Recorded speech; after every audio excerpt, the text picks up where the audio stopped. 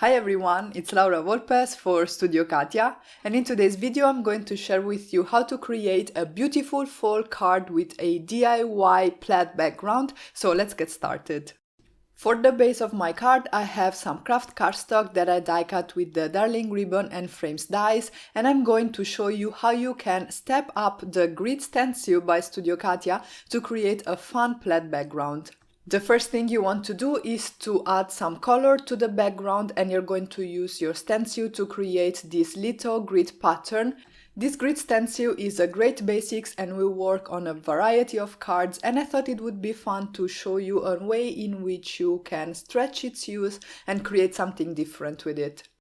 What I'm using here to do my blending are my distress oxides in the colors Crackling Campfire and then Aged Mahogany just around the edges, and it is important that you use some sort of pigmenting for this technique because you want to be able to cover the craft cardstock that you have under the stencil. This is how your background will look after this first step. And then what you want to do at this point is to take a gold Jelly Roll pen and use a ruler to basically fill in those areas that are left blank. So you're going to go over the lines that are left in between the grid using a ruler if you want your lines to be super straight, or you can freehand this if you like, and this will give a bit more of a whimsical touch to the card. And basically you're just going to do this on the horizontal lines and on the vertical lines that you have here on this grid. It may seem a little bit tedious, but it's actually pretty quick and easy.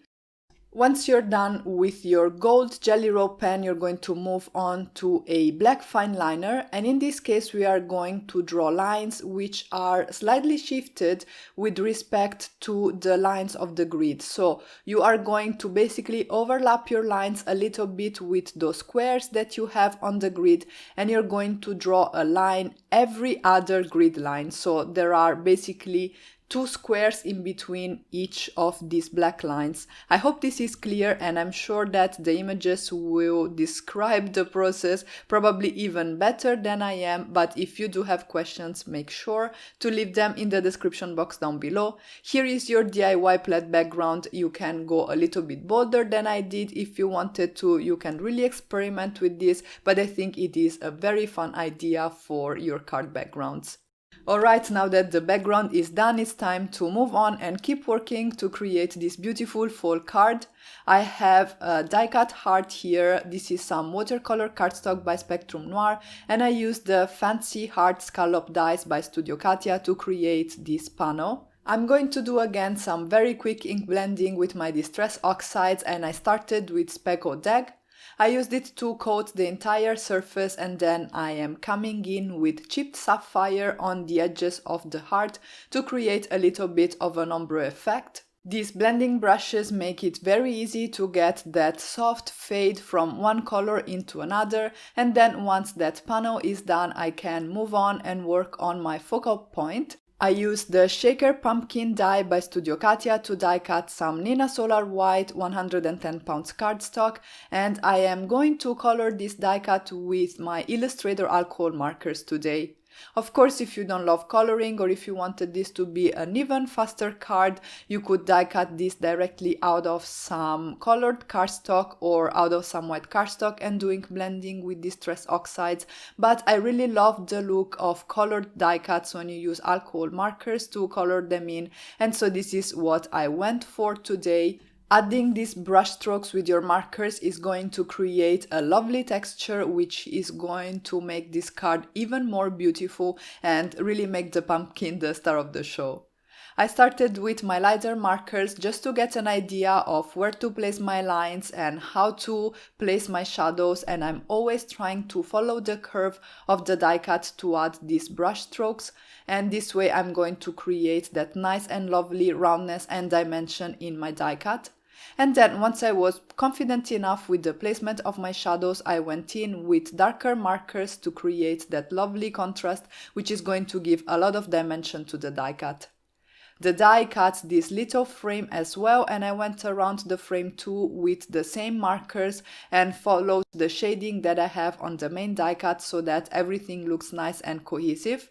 And you can see the marker numbers that I used on screen, and they are also listed in the blog post that you will find in the description box down below. For the stalk of the pumpkin as well as for the leaves, I'm going to use some yellow greens, and I'm going to show you the coloring just for one leaf, but I actually colored and die cut 4 of them. For my sentiment, I used the Simple Trimmings dies and the Trimmings Sayings Set 1 stamp set, and I'm going to do some heat embossing over some craft cardstock. I used gold embossing powder so that it would match with the gold jelly roll pen that I used on my plaid background, and I'm also using some craft cardstock because I want to do some ink blending with distress oxides.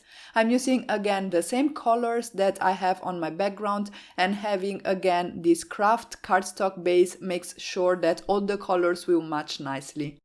Here's the sentiment banner, and I really love the look of that gold embossing powder. And then here I decided that I wanted to frame my background a little bit more, so I die cut it with one of the dies in the Dotted Patterns set 3 dies, and then I quickly created my card base again from some craft cardstock cut to an A2 size with the Darling Ribbon and Frames dies, and I decided to do some very quick ink blending with distress oxides in Vintage Photo and Ground Espresso just on the edges. Again, you can use some colored cardstock, but I think that the look of oxides, especially on fall cards, is really special, so I took the extra step. I then went ahead and adhered everything together using my Studio Katia liquid glue. As you can see, the design is pretty simple, but this beautiful pumpkin with all that texture really brings up this card, and the DIY plaid pattern on the background makes it even more fun. I finished everything off with some gold foil confetti by Studio Katia, and here is a close-up look at the final result. I really hope this video was useful for you. If so, don't forget to give it a thumbs up and leave a comment in the comment section down below. If you haven't already, make sure to subscribe to the Studio Katia YouTube channel, and as always, thank you all so much for stopping by and have a great day.